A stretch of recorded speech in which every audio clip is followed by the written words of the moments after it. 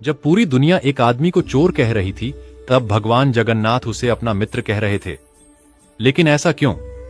आखिर आधी रात मंदिर में ऐसा क्या हुआ कि भगवान स्वयं एक भूखे चोर से मिलने आ गए? आइए सुनते हैं यह अद्भुत कथा। पूरी नगरी में एक युवक रहता था। उसका नाम माधव था। लोग तो उसे चोर कहते थे। हालांकि वह जन्म से चोर नहीं था, लेकिन गरीबी, भूख और उसके हालातों ने उसे इस रास्ते पर धकेल दिया था। उसके माता पिता उसे बचपन में ही छोड़कर चले गए थे। उसका ना कोई अपना था, ना कोई सहारा। कई दिनों तक भूखा रहने के बाद उसने फिर से चोरी करना शुरू कर दिया था। धीरे धीरे पूरे नगर में उसकी बदनामी फैल गई। एक दिन लगातार 3 दिन भूखा रहने के बाद माधव शहर में इधर उधर भटक रहा था। तभी उसने सुना कि जगन्नाथ मंदिर में एक बड़ा उत्सव होने वाला है। मंदिरें सोने चांदी के आभूषण सजाए जाएंगे। यह सुनकर उसके मन में एक विचार आया। उसने सोचा, अगर मैं मंदिर से थोड़ा सा सोना चुरा लूं तो कई महीनों तक भूखा नहीं रहूंगा। रात होने का इंतजार करते हुए भी उसके मन में एक अजीब बेचैनी थी। वह जानता था कि मंदिर में चोरी करना बहुत बड़ा अपराध है, लेकिन भूख ने उसके मन को कमजोर कर दिया था। आधी रात को वो चुपके से मंदिर की पिछली दीवार पार कर अंदर घुस गया। मंदिर में गहरा सन्नाटा था। केवल दीपकों की हल्की रोशनी जल रही थी। माधव धीरे धीरे गर्भगृह की ओर बढ़ने लगा। तभी उसे किसी बच्चे की हंसी सुनाई दी। वो चौंक गया। इतनी रात को मंदिर में बच्चा उसने इधर उधर देखा। सामने एक 8-10 वर्ष का सावना बालक खड़ा था। उसके चेहरे पर अद्भुत मुस्कान थी और आंखों में अनोखी चमक। बालक बोला, कौन हो तुम? इतनी रात को यहां संगीत क्या कर रहे हो? माधव घबरा गया। उसने झूठ बोलते हुए कहा, मैं रास्ता भटक गया हूं। बालक हंस पड़ा। रास्ता भटक कर कोई मंदिर की तिजोरी तक नहीं पहुंचता। माधव को लगा कि अब वो पकड़ा जाएगा, लेकिन बालक के चेहरे पर गुस्सा नहीं था। वो बहुत प्रेम से उसे देख रहा था।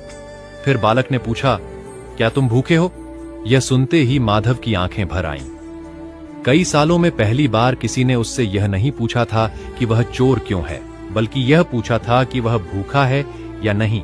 उसने धीरे से सिर हिला दिया। बालक ने उसका हाथ पकड़ा और उसे मंदिर के एक कोने में ले गया। वहां महाप्रसाद रखा हुआ था। बालक बोला, पहले पेट भर लो, क्योंकि भूखे पेट इंसान सही निर्णय नहीं ले पाता।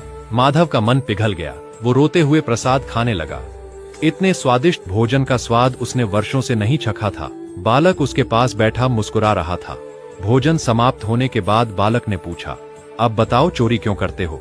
माधव ने अपने जीवन की सारी कहानी सुना दी। बचपन का दुख, भूख, अकेलापन, अपमान, सब कुछ। बालक चुपचाप सुनता रहा। फिर उसने कहा, अगर कोई तुम्हें प्रेम दे तो क्या तुम चोरी छोड़ दोगे? माधव तुरंत बोला, आज तक किसी ने मुझसे प्रेम नहीं किया। अगर कोई मुझे अपनाए तो मैं सब छोड़ दूंगा। बालक मुस्कुराया और बोला, तो आज से मैं तुम्हारा मित्र हूँ। माधव को समझ नहीं आया कि यह साधारण बालक कौन है, लेकिन उसके मन का वर्षों पुराना बोझ हल्का होने लगा था। दोनों रात भर बातें करते रहे। सुबह होने से पहले बालक बोला, अब तुम जाओ, लेकिन एक वचन दो, आज के बाद चोरी नहीं करोगे। माधव ने हाथ जोड़कर वचन दे दिया। बालक मुस्कुराया और गर्भगृह की ओर चला गया। माधव भी बाहर निकल गया। अगली सुबह मंदिर में हंगामा मच गया। भगवान जगन्नाथ के गले का एक कीमती हार गायब था।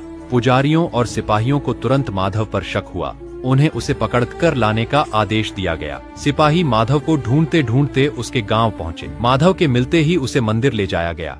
पुजारी ने उससे गुस्से में पूछा, सच सच बताओ, हार कहाँ है? माधव रो पड़ा और बोला, महाराज, ये सच है कि मैं चोरी करने गया था, लेकिन मैंने कुछ नहीं लिया।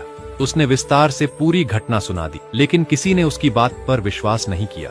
तभी मंदिर के एक पुजारी दौड़ते हुए आए। उनके हाथ कांप रहे थे। उन्होंने कहा, महाराज, एक चमत्कार हुआ है। सब लोग तुरंत मंदिर पहुंचे। गर्भगृह में भगवान जगन्नाथ की मूर्ति के सामने वही बहुमूल्य हार रखा था। साथ में एक संदेश लिखा था। संगीत संदेश पढ़ा गया। उसमें लिखा था, जिसे संसार चोर कहता है, वह आज से मेरे लिए मेरा भक्त है।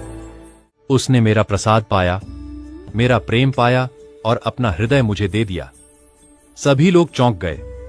उसी समय मुख्य पुजारी की नजर भगवान के मुख पर गई। उन्हें ऐसा लगा मानो ठाकुर जी मुस्कुरा रहे हो। पुजारी की आंखों से आंसू बहने लगे। वे समझ गए कि रात में माधव से मिलने वाला कोई साधारण बालक नहीं था। स्वयं जगन्नाथ महाप्रभु उस पास आए थे। माधव फूट फूट कर रोने लगा। वह गर्भगृह के सामने गिर पड़ा और बोला, प्रभु, जब पूरी दुनिया ने मुझे चोर कहा, तब आपने मुझे अपना मित्र कहा। मैं इस प्रेम के योग्य नहीं हूं। उसी क्षण उसके जीवन की दिशा बदल गई। उसने हमेशा के लिए चोरी छोड़ दी। अब वह रोज मंदिर आता, सेवा करता, भक्तों को महाप्रसाद बांटता और जरूरतमंदों की सहायता करता। धीरे धीरे वही व्यक्ति जिसे कभी पूरा नगर चोर कहकर पुकारता था, भगवान का प्रिय सेवक बन गया।